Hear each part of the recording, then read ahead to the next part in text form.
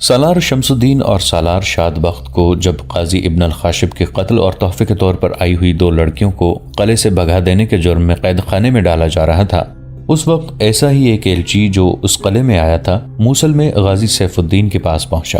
غازی safe الدین خلافت کے تحت موصل اور اس کے گرد و نواح کے علاقے کا گورنر مقرر کیا گیا، لیکن نور الدین زنگی کی وفات کے بعد اس نے اپنے آپ کو والی موصل کہلانا شروع کر دیا تھا۔ وہ سلطان صلاح الدین ایوبی کے خاندان کا ہی فرد تھا، مگر کردار اور ذہنیت کے لحاظ سے سلطان ایوبی کے الٹ تھا۔ موصل اسلامی سلطنت کا حصہ تھا، مگر سیف الدین وہاں کا آزاد حکمران بن گیا تھا اور سلطان ایوبی کے مخالفانہ محاذ میں شامل ہو گیا تھا۔ اس کا بھائی عز الدین تجربہ کار جرنیل تھا، فوج کی اعلیٰ کمانڈ اسی کے پاس تھی۔ سیف الدین چونکہ اپنے آپ کو بادشاہ سمجھتا تھا، اس لیے اس کی عادات بادشاہوں جیسی تھیں۔ اس نے حرم میں ملک کی لڑکیاں اور ناچنے والیاں بھر رکھی تھیں۔ اس کا دوسرا شوق پرندے رکھنے کا تھا۔ جس طرح اس نے حرم میں ایک سے ایک خوبصورت لڑکی رکھی ہوئی تھی، اسی طرح اس نے رنگ برنگے پرندے بھی پنجروں میں بند کر رکھے تھے۔ اس کی ذاتی دلچسپیاں حرم اور پرندوں کے ساتھ تھیں۔ اسے اپنے بھائی عز الدین کی عسکری اہلیت پر اعتماد تھا اور اسے توقع تھی کہ وہ سلطان ایوبی کو شکست دے کر اپنی ریاست الگ بنائے رکھے گا۔ اس مقصد کے لیے اس نے ہران کے قلعہ دار گمگشتگین کی طرح اور نام نہاد سلطان الملک الصالح کی طرح اپنے پاس صلیبی مشیر رکھے ہوئے تھے، جنہوں نے اسے امید دلا رکھی تھی کہ سلطان ایوبی کے خلاف جنگ کی صورت میں صلیبی اسے جنگی مدد دیں گے۔ اس طرح سلطان ایوبی کے لیے صورت یہ پیدا ہو گئی تھی کہ مسلمانوں کی 3 فوجیں اس کے خلاف لڑنے کو تیار اور پابرکاب تھیں، ایک حلب میں، دوسری ہران میں اور تیسری موصل میں۔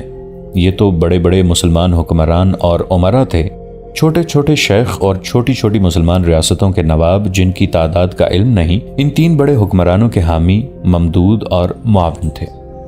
انہوں نے ان تینوں کو فوجی اور مالی مدد دینے کا وعدہ کر رکھا تھا اور مدد دے بھی رہے تھے۔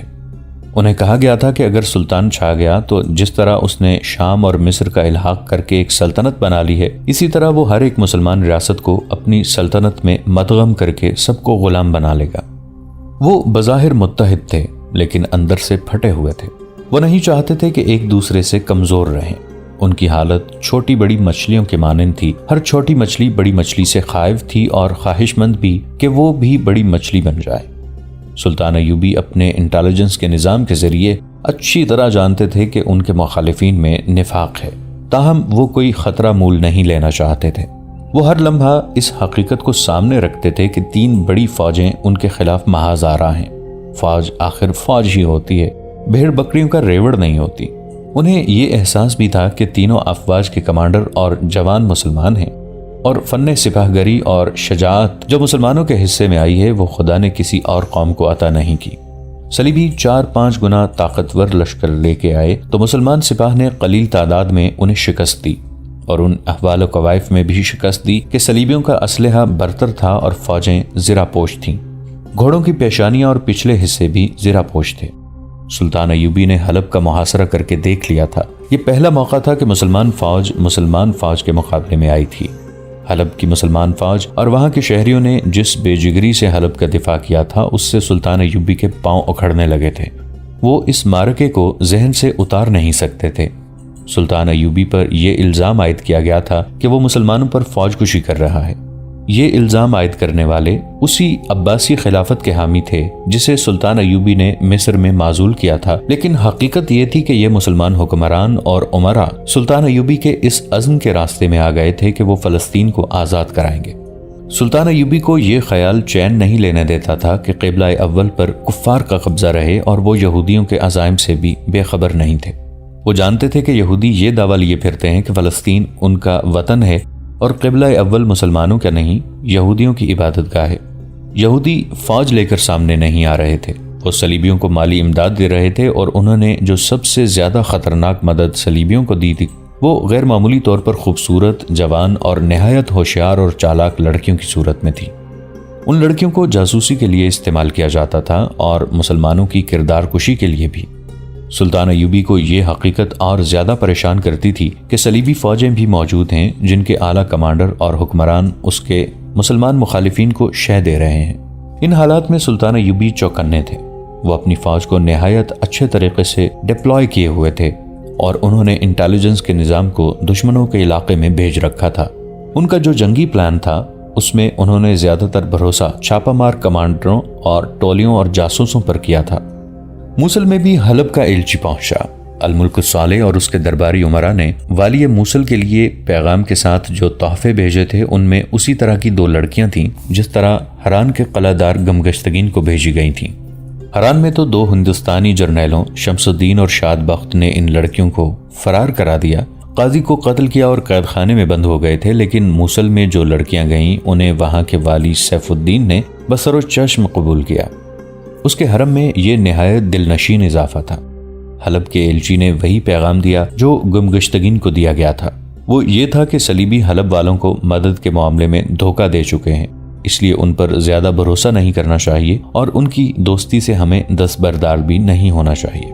ان سے مدد حاصل کرنے کا بہترین طریقہ یہ ہے کہ ہم آپس میں متحد ہو کر سلطان ایوبی پر حملہ کر دیں۔ وہ ارستان کے سلسلہ کوہ میں قرون حمات یعنی حمات کے سینگ کے مقام پر خیمہ زن ہے۔ ہم حملہ کریں گے تو صلیبی اس پر عقب سے حملہ کر دیں گے۔ اس پیغام میں ایک پلان بھی تھا جس میں کچھ اس قسم کی وضاحت کی گئی تھی کہ وہاں برف پگھل رہی ہے۔ جاسوسوں کی اطلاعات کے مطابق سلطان ایوبی کی مورچہ بندیاں برف کے بہتے پانی کی وجہ سے تہس نہس ہو گئی ہیں۔ ہم 3 فوجیں اسے انہی وادیوں میں محاصرے میں لے کر آسانی سے شکست دے سکتے ہیں۔ پیغام میں کہا گیا تھا کہ گمگشتگین کو بھی پیغام بھیجا گیا ہے۔ امید ہے کہ وہ متحدہ محاذ میں اپنی فوج کو شامل کر دے گا۔ آپ یعنی سیف الدین بھی مزید وقت ضائع کیے بغیر اپنی فوج کو مشترکہ کمان میں لے آئیں تاکہ صلاح الدین ایوبی کو فیصلہ کن شکست دی جا سکے۔ سیف الدین نے پیغام ملتے ہی اپنے بھائی عز الدین کو 2 سینئر جرنیلوں اور موصل کے ایک نامی گرامی خطیب ابن المخدوم ککبوری کو بلایا۔ سب آ گئے تو اس نے ایلچی کا یہ پیغام سب کو سنا کر کہا، آپ سب میرے اس فیصلے اور ارادے سے اچھی طرح آگاہ ہیں کہ میں سلطان ایوبی کی اطاعت قبول نہیں کروں گا۔ میری رگوں میں بھی وہی خون ہے جو اس کی رگوں میں ہے۔ آپ لوگ مجھے یہ مشورہ دیں کہ میں فوری طور پر اپنی فوج مشترکہ کمان میں دے دوں یا نہیں۔ میرا ارادہ یہ ہے کہ ہماری فوج ظاہری طور پر مشترکہ کمان میں رہے، لیکن آپ لوگ اسے الگ تھلگ لڑائیں تاکہ جو علاقہ ہماری فوج فتح کرے اس کا مالک میرے سوا کوئی اور نہ بن سکے۔ ایک سالار نے کہا، آپ نے جو فیصلہ کیا ہے اس سے بہتر کوئی فیصلہ نہیں ہو سکتا۔ آپ کے ارادے اتنے بلند ہیں جو کسی اور کے نہیں ہو سکتے۔ صلاح الدین ایوبی صلیبیوں اور سودانیوں کو شکست دے سکتا ہے، ہمیں نہیں۔ دوسرے سالار نے کہا، آپ اپنی فوج متحدہ محاذ میں شامل کر دیں لیکن کمان اپنے ہاتھ میں رکھیں۔ ہم اپنی فوج کو اس طرح لڑائیں گے کہ ہماری کامیابی حلب اور حران کی فوج سے الگ تھلگ نظر آئے گی۔ ہم آپ کے حکم پر جانیں قربان کر دیں گے شہنشاہ موصل، پہلے سالار نے کہا۔ ہم آپ کو اس سلطنت اسلامیہ کا شہنشاہ بنائیں گے جس کے خواب صلاح الدین ایوبی دیکھ رہا ہے۔ صلاح الدین ایوبی کا سر کاٹ کر آپ کے قدموں میں رکھ دوں گا۔ دوسرے نے کہا، اس کی فوج تو ارستان کی وادیوں سے زندہ نہیں نکل سکے گی، اب فوری طور پر کوچ کا حکم دیں، فوج تیار ہے۔ یہ سالار ایک دوسرے سے بڑھ چڑھ کر اپنی وفاداری اور ایثار کا اظہار کر رہے تھے۔ عز الدین خاموش بیٹھا اپنی باری کا انتظار کرتا رہا اور خطیب ابن المخدوم کبھی ان سالاروں کو اور کبھی سیف الدین کو دیکھتا اور سر جھکا لیتا تھا۔ عز الدین، تمہارا کیا خیال ہے؟ سیف الدین نے اپنے بھائی سے پوچھا۔ مجھے آپ کے اس فیصلے سے اتفاق ہے کہ ہمیں صلاح الدین ایوبی کے خلاف لڑنا ہے، عز الدین نے کہا، لیکن ہمارے سالاروں کو اس قسم کی جذباتی باتیں زیب نہیں دیتی جیسی ان دونوں نے کی ہیں۔ صرف یہ کہہ دینے سے کہ ایوبی صلیبیوں اور سودانیوں کو شکست دے سکتا ہے، ہمیں نہیں، ایوبی کو شکست نہیں دی جا سکتی۔ میں یہ کہوں گا کہ جس نے کم تعداد میں صلیبیوں کی کئی گنا زیادہ فوج کو شکست دی ہے وہ آپ کو بھی شکست دے سکتا ہے۔ جس نے صحرائی فوج برفانی وادیوں میں لڑا کر 4 قلعے فتح کر لیے اور ریمانڈ کی فوج کو پسپا ہونے پر مجبور کر دیا ہے، وہ برف پگھل جانے کے باوجود اچھی طرح لڑے گا۔ ہمیں کسی خوش فہمی میں مبتلا نہیں ہونا چاہیے، دشمن کو کمتر نہیں سمجھنا چاہیے۔ آپ یہ سوچیں کہ وہ حالات کیسے ہیں جن میں آپ کو لڑنا ہے، اس میدان کی بات کریں جہاں آپ لڑیں گے اور اس دشمن کی فوج کی بات کریں جو آپ کے مقابل ہے۔ عز الدین نے سلطان ایوبی کی فوج کی خوبیاں بیان کی، پھر سلطان ایوبی کے لڑنے کا طریقہ بیان کیا اور جس میدان میں لڑائی متوقع تھی اس کے کوائف پر روشنی ڈال کر کہا، برف پگھل رہی ہے اور باہر کی بارشیں اس سال تاخیر سے برس رہی ہیں۔ صلاح الدین ایوبی کی فوج خیموں میں ہے لیکن گھوڑوں کو خیموں میں نہیں رکھا جا سکتا۔ اس وقت اس فوج کے جانور درختوں کے نیچے یا کھوہوں اور غاروں میں رہتے ہیں۔ گھوڑے اور اونٹ اس حالت میں زیادہ دیر تندرست نہیں رہ سکتے۔ یہ توقع بھی رکھنی چاہیے کہ ایوبی کے سپاہی پہاڑی علاقے سے اکتا چکے ہوں گے۔ یہ بھی پیش نظر رکھ لیں کہ ہم نے اپنی فوج حلب اور حران کی فوج سے ملا دی تو ایوبی محاصرے میں لیا جا سکے گا، لیکن یہ بھی نہ بھولیں کہ مسلمان سپاہی جب مسلمان سپاہی کے سامنے آئے گا تو اسلام کا ابدی رشتہ انہیں گتھم گتھا کرنے کے بجائے انہیں بغل گیر بھی کر سکتا ہے۔ تلواریں جو وہ ایک دوسرے کے خلاف نکالیں گے جھک بھی سکتی ہیں اور خون بہائے بغیر نیاموں میں واپس بھی جا سکتی ہیں۔ عز الدین، سیف الدین نے اس کی بات کاٹتے ہوئے کہا، تم صرف فوجی ہو، تم صرف خون، تلوار اور نیام کی باتیں سوچ سکتے ہو۔ یہ چالیں مجھ سے سیکھو کہ مسلمان سپاہی کو مسلمان سپاہی کے خلاف کس طرح لڑایا جا سکتا ہے۔ پرسوں ماہ رمضان شروع ہو رہا ہے۔ صلاح الدین ایوبی نماز روزے کا جس قدر خود پابند ہے اتنی ہی پابندی اپنی فوج سے کراتا ہے۔ اس کی تمام فوج روزے سے ہوگی۔ ہم اپنی فوج سے کہہ دیں گے کہ جنگ میں روزے کی کوئی پابندی نہیں۔ محترم خطیب تمہارے پاس بیٹھے ہیں، میں ان کی جانب سے اعلان کرا دوں گا، جنگ میں روزے معاف ہیں۔ ہم حملہ دوپہر کے بعد کریں گے۔ اگر صبح حملہ کیا تو ایوبی کے سپاہی تر و تازہ ہوں گے۔ دوپہر کے بعد ہمارے سپاہیوں کے پیٹ میں کھانا ہوگا اور صلاح الدین ایوبی کے سپاہی بھوکے اور پیاسے ہوں گے۔ میں صرف یہ معلوم کرنا چاہتا ہوں کہ میرا یہ فیصلہ غلط تو نہیں کہ ہمیں صلاح الدین ایوبی کے خلاف لڑنا ہے۔ آپ کا فیصلہ برحق ہے، ایک سالار نے کہا۔ آپ کے فیصلے کو ہم عملی شکل دے کر ثابت کریں گے کہ یہ فیصلہ ہر لحاظ سے بہتر ہے، دوسرے سالار نے کہا۔ آپ کے فیصلے کے خلاف میں نے کوئی بات نہیں کی، عز الدین نے کہا۔ ایک مشورہ اور دوں گا، مجھے آپ محفوظہ میں رکھیں، اگر ضرورت پڑی تو میں بعد میں حملہ کروں گا، پہلے تصادم کی کمان آپ اپنے ہاتھ میں رکھیں۔ ایسا ہی ہوگا، سیف الدین نے کہا۔ فوج کو 2 حصوں میں تقسیم کر لو اور فوری تیاری کا حکم دے دو۔ محفوظہ میں جو حصہ رکھنا چاہتے ہو اسے اپنے پاس رکھو۔ وہاں خطیب ابن المخدوم بھی موجود تھا۔ سیف الدین نے اس کی طرف دیکھا اور مسکرا کر کہا، قابل صد احترام خطیب، آپ نے کئی بار قرآن سے فال نکال کر مجھے خطروں سے آگاہ کیا ہے۔ آپ نے میری کامیابی اور سلامتی کے وظیفے کیے اور خدا کے حضور میرے لیے دعا بھی کی ہے۔ آپ کو معلوم ہے کہ آپ سے بڑھ کر میں کسی کو برگزیدہ نہیں سمجھتا۔ اگر کسی انسان کے آگے سجدے کی اجازت ہوتی تو میں آپ کے آگے سجدہ کرتا۔ اب میں ایسی مہم پر جا رہا ہوں جس کی کامیابی مخدوش ہے۔ میں ایک طاقتور دشمن کے مقابلے میں جا رہا ہوں۔ جنگ میں فتح ہوتی ہے یا شکست، مجھے قرآن سے فال نکال کر بتائیے کہ میری قسمت میں فتح لکھی ہے یا شکست۔ امیر محترم، خطیب اٹھ کھڑا ہوا اور کہنے لگا، یہ صحیح ہے کہ آپ نے کئی بار مجھ سے قرآن میں سے فال نکلوائی ہے۔ سلطان نور الدین زنگی مرحوم و مغفور کی زندگی میں آپ ڈاکوؤں کے بہت بڑے گروہ کے تعاقب میں گئے تھے، تو میں نے آپ سے قرآن میں سے فال نکال کر آپ کو کامیابی کا مجدہ سنایا اور آپ کامیاب لوٹے تھے۔ صلیبیوں کے خلاف آپ جب بھی گئے ہیں میں نے فال نکالی اور آپ کو خطروں سے خبردار کیا اور کامیابی کی خبر دی۔ اللہ کا شکر ہے کہ میری نکالی ہوئی ہر فال صحیح نکلی، مگر خطیب نے پہلے عز الدین کی طرف پھر دونوں سالاروں کو دیکھا اور کہا، مگر موصل کے امیر، اب بغیر فال نکالے میں آپ کو بتا دیتا ہوں کہ جس مہم پر آپ فوج لے کر جا رہے ہیں اس میں آپ کامیاب لوٹیں گے یا ناکام؟ جلدی بتائیے میرے محترم استاد، سیف الدین نے بےتاب ہو کر کہا۔ آپ کو ایسی بری شکست ہوگی جس میں آپ وقت پر نہ بھاگے تو آپ ہلاک ہو جائیں گے، خطیب نے کہا۔ اس مہم پر نہ خود جائیں، نہ اپنے بھائی کو بھیجیں، نہ اپنی فوج کو بھیجیں۔ سیف الدین کے چہرے کا رنگ بدل گیا۔ یہ بتانا مشکل تھا کہ وہ گھبرایا ہے یا ڈرا ہوا ہے۔ عز الدین اور سالاروں پر بھی خاموشی طاری ہو گئی۔ خطیب سیف الدین پر نظریں گاڑے ہوئے تھا۔ آپ نے قرآن تو کھولا نہیں، سیف الدین نے کہا۔ قرآن کے بغیر آپ نے فال کیسے نکالی؟ میں کیسے مان لوں کہ آپ نے مجھے جو بری خبر سنائی ہے وہ صحیح ہے؟ سنو موصل کے امیر، خطیب ابن المخدوم نے کہا، میں آج آپ کو بتاتا ہوں کہ قرآن سے جو فالیں نکال کر میں آپ کو کامیابی کے مجدے سنایا کرتا تھا ان کا قرآن کے ساتھ کوئی تعلق نہیں تھا۔ قرآن کسی جادوگر کی لکھی ہوئی کتاب نہیں۔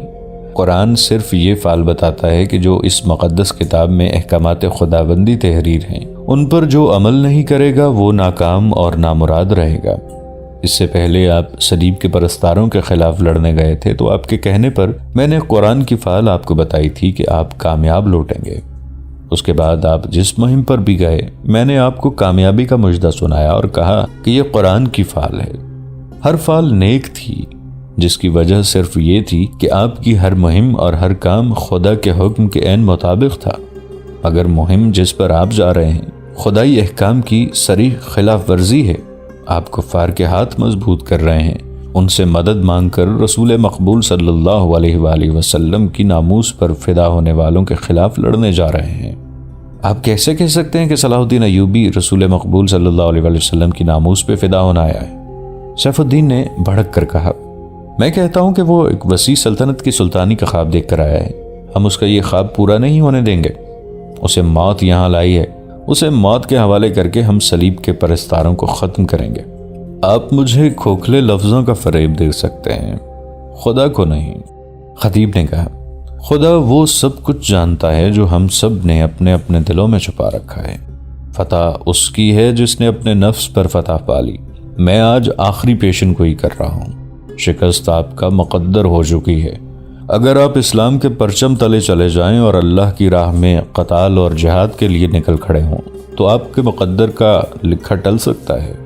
محترم خطیب، عز الدین بول پڑا، آپ اپنے مذہب اور اپنی مسجد سے سروکار رکھیں، جنگی امور اور سلطنتوں کے معاملات کو آپ نہیں سمجھ سکتے۔ آپ ہمارا دل اور ہمارا جذبہ توڑنے کی کوشش نہ کریں۔ ہم ان عناصر سے مالا مال ہیں جن سے جنگ جیتی جا سکتی ہے۔ اگر آپ جنگ کو مذہب اور مسجد سے الگ کر کے لڑیں گے تو نہ دل آپ کا ساتھ دے گا نہ جذبہ۔ خطیب نے کہا، آپ نے صحیح جگہ فرمایا کہ میں جنگی امور سمجھنے سے قاصر ہوں، لیکن میں یہ ضرور جانتا ہوں کہ جنگ صرف ہتھیاروں اور گھوڑوں سے نہیں لڑی جا سکتی، اور جنگ اس عسکری قابلیت سے بھی نہیں جیتی جا سکتی جس پر آپ کو ناز ہے اور جس کے بھروسے پر آپ قرآن کے احکام کی خلاف ورزی کے مرتکب ہو رہے ہیں۔ ایک عنصر اور بھی ہے جو فتح کو شکست میں بدل دیا کرتا ہے۔ سب نے چونک کر اس کی طرف دیکھا۔ اس نے کہا، جس قوم کا حکمران خوشامد پسند ہو جائے وہ اپنے ساتھ قوم اور ملک کو بھی لے ڈوبتا ہے۔ وہ حکومت کے امور خوشامدیوں اور غلامانہ ذہنیت رکھنے والوں کے حوالے کر دے تو وہ ایک آزاد اور خوددار قوم کو بھوکی، ننگی اور غلام رعایا میں بدل دیتے ہیں، اور جب یہ حکمران فوج کی کمان خوشامدی سالاروں کو دے دیتے ہیں تو ملک کو دشمن کہا جاتا ہے۔ خوشامدی سالار اپنے ماتحتوں سے خوشامد کرواتے ہیں، پھر ان کا مقصد قوم اور ملک کے لیے لڑنا نہیں بلکہ حکمران کی خوشنودی حاصل کرنا بن جاتا ہے۔ میں نے آپ کے اس دربار میں دیکھا ہے کہ دونوں سالاروں نے آپ کی ہاں میں ہاں ملائی ہے اور ایسی جذباتی باتیں کی ہیں جو جنگجو نہیں کیا کرتے۔ دونوں نے آپ کے فیصلے اور ارادے کی تعریف تو کر دی ہے لیکن آپ کو خطروں سے خبردار نہیں کیا۔ انہوں نے آپ کو یہ مشورہ نہیں دیا کہ صلیبی تم سب کو گھیرے میں لیے ہوئے ہیں، مسجد اقصی پر کفار کا قبضہ ہے، لہٰذا ان حالات میں بہتر یہ ہوگا کہ آپ گمگشتگین اور حلب کے عمرا وغیرہ صلاح الدین ایوبی کے پاس جائیں، اور اگر آپ ہی سچے ہیں تو اسے جھوٹا اور سلطانی کا لالچ ثابت کریں۔ مگر آپ کے سالاروں نے آپ کو ایسا کوئی مشورہ نہیں دیا۔ آپ کے سالاروں نے آپ کو یہ بھی نہیں بتایا کہ سلطان صلاح الدین ایوبی نے ارستان کے پہاڑی علاقے کو اڈا بنا کر اپنے دستے دور دور تک اس طرح پھیلا دیے ہیں کہ آپ اسے محاصرے میں لینے کا خواب بھی نہیں دیکھ سکتے۔ آپ اس کے چھاپہ ماروں سے اچھی طرح واقف ہیں، لیکن آپ کے سالاروں نے آپ کی آنکھوں پر پٹی باندھ کر یہ پہلو آپ کی نظروں سے اوجھل کر دیا ہے کہ ایوبی کے جاسوس اور چھاپہ مار آپ کے سینے سے راز نکال کر لے جا سکتے ہیں اور آپ کے حرم کی لڑکیوں کو اٹھا لے جا سکتے ہیں۔ آپ کی فوج یہاں سے کوچ کرے گی تو سلطان صلاح الدین ایوبی کو آپ کی فوج کی رفتار، تعداد اور کوچ کی سمت کا علم ہو جائے گا۔ سلطان موصل، ایک سالار نے غصے میں آ کر کہا، کیا ہم اپنی توہین برداشت کرتے رہیں؟ مسجد میں دن رات بیٹھ کر اللہ کا ورد کرنے والا ہمارا استاد بننے کی جسارت کر رہا ہے، یہ آپ کے فیصلے کی مخالفت کر کے ہمارے سامنے آپ کی توہین کر رہا ہے۔ مجھے سن لینے دو، سیف الدین نے کہا۔ میں محترم خطیب کو ابھی تک احترام کی نگاہوں سے دیکھ رہا ہوں۔ بولیے محترم خطیب، عز الدین نے تنزیہ کہا۔ اس کے بعد آپ کو یہ بھی بتانا ہوگا کہ آپ کی وفاداریاں کس کے ساتھ ہیں، ہمارے ساتھ یا صلاح الدین ایوبی کے ساتھ؟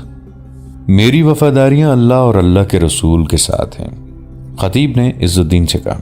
میں آپ کی تعریف اتنی سی کروں گا کہ آپ نے اپنے بھائی کو 2-4 باتیں تو حقیقت کے رنگ میں بتائی ہیں، باقی آپ نے بھی دماغ اور آنکھیں بند کر کے بات بتائی ہے۔ عماد الدین بھی تو آپ کا بھائی ہے، کبھی سوچا آپ نے کہ وہ صلاح الدین ایوبی کا دوست کیوں ہے اور آپ کی حمایت کے لیے کیوں نہیں آتا؟ آپ ہمارے خاندانی معاملات میں دخل نہ دیں، عز الدین نے کہا۔ آپ دراصل ہم پہ یہ ثابت کرنا چاہتے ہیں کہ سلطان صلاح الدین ایوبی خدا کا بھیجا ہوا پیغمبر ہے اور ہم سب کو اس کے آگے سجدے کرنے چاہیے۔ آپ کو صرف یہ کہا گیا تھا کہ قرآن سے فال نکال کر بتائیں کہ ہماری یہ مہم کامیاب رہے گی یا ناکام۔